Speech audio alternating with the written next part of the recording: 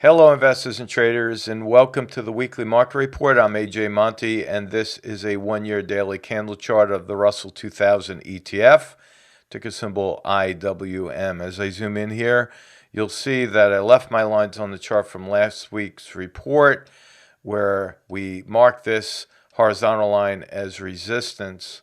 And remember, this here was last Friday, right at that top, and I said we would most likely pull back to the 20-period moving average, which is that blue line.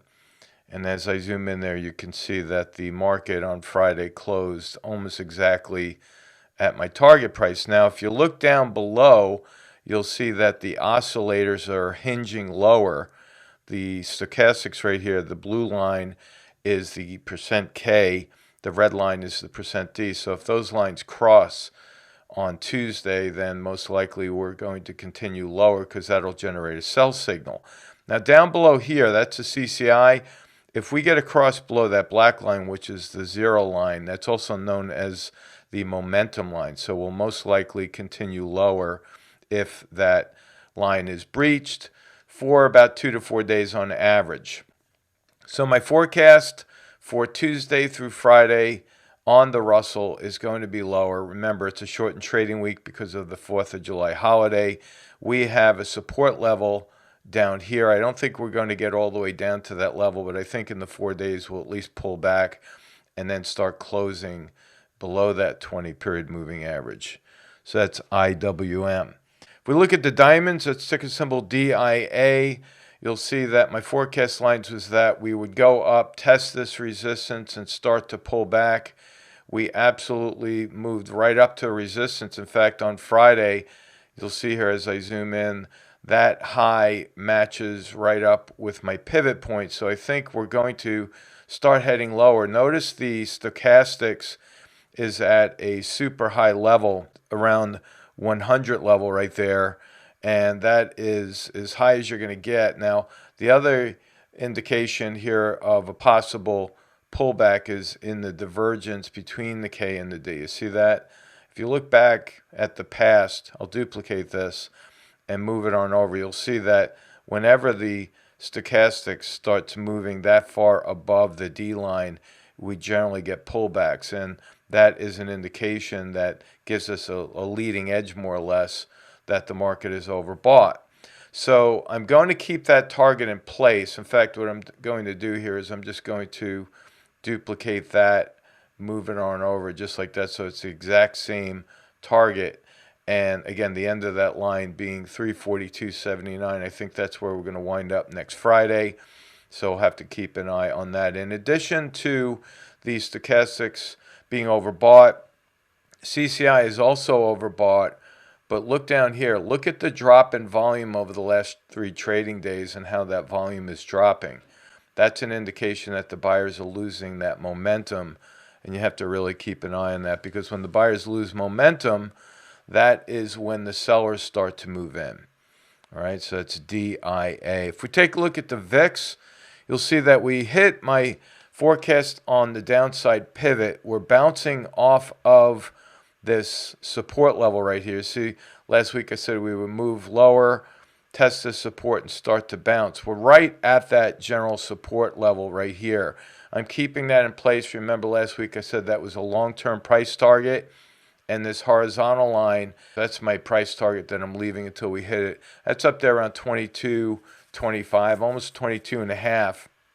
And on Friday, look there, we closed with a perfect textbook hammer pattern. That's when you have a small body candle that has a shadow that's 1.5 to 2 times the length of the body. So we have that. And so I believe we're going to move up towards the end of next week, especially. Again, my target all the way up here. This is going to be the slope that I'm looking for on the next rally for the VIX. And that brings us to the SPY, which is the ETF for the S&P 500. You can see that we did move up. I said we would most likely set a new high. We did that on Tuesday right here. Thursday, we broke through the weekly high and closed on another high. Now, because the volume is slightly higher on this one, again, I'm keeping that target in place longer term to pull back to the moving average, but I think early in the week the SPY could move up just a tad because we see that volume increasing on the close on Friday. So I'm going to move it like that and then pull back. Eventually, I think the S&P is going to pull back with the rest of the markets as the VIX starts to turn around. Now, if we take a look at the Qs, this is the only one that missed on the forecast. But notice what's happening down below. We set another high on the Qs. But interestingly enough, as I zoom in here, you'll see that the stochastics is hinging lower, even though we set another high. Now, on Friday, we gapped up. It was a pretty strong trading day dominated by the bulls, but that gap is most likely going to fill pretty soon. So we have a wide divergence from this moving average right now. I'm going to talk a little bit about that when I switch to the monthly chart, but we have that wide divergence from the moving average, and I think the gap will start to draw it back towards that moving average later in the week. Notice also on that higher high for the Qs, we've been maintaining lower highs on the CCI. That's a negative divergence. So again, my price target for the Qs is going to be 349.25. So if you have anything in the tech sector, make sure you're trailing your stops up and protecting those profits. Now, if I look at the monthly chart now, I've made it very clear that long term I am considering myself to be the grizzly bear of the bear market that's about to hit us. And the reason I say that is because if you look at a 20-year chart of the Qs, this is the widest divergence we've had from that moving average in decades.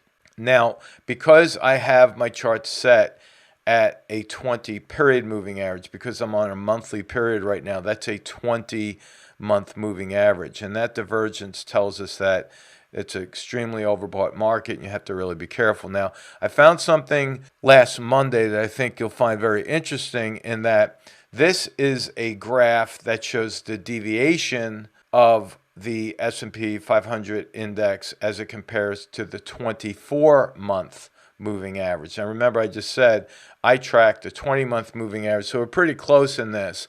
And if you look very closely here, you'll see that back in 1999, the divergence right here, I'm going to draw a little arrow for you, the divergence above the moving average was about 18%. Okay, and that was right before the crash of 2000. That was the tech bubble, and that's why I'm really relating this to the Qs right now, because it's pretty much the tech sector as we see it. Now, currently, we are over 25, close to 30% deviation over that moving average.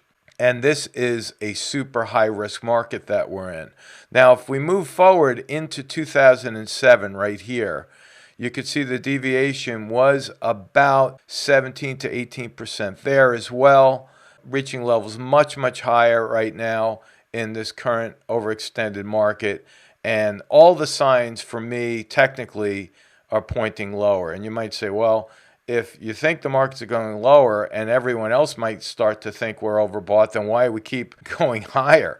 Well, obviously, the Fed is pumping money into the system, but there's a great supply of money right now, and that is where the inflationary threat is coming.